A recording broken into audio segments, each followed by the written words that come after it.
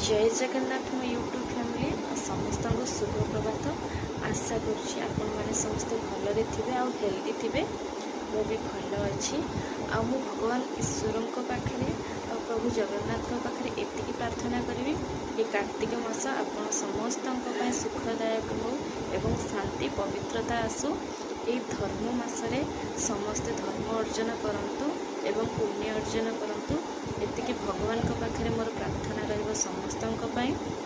आशा करछि समस्ते आज बाबा धवळेश्वरंकर बड़ ओषा करिथिबे एवं उपवास रहिथिबे। मु यूट्यूब फैमिली के एतिकी धन्यवाद जनाउछि जे आपण मते एते सारा भल पाइबा दउचंती। आपनको भल पाइबारे मु आगको बढ़ी परिबे।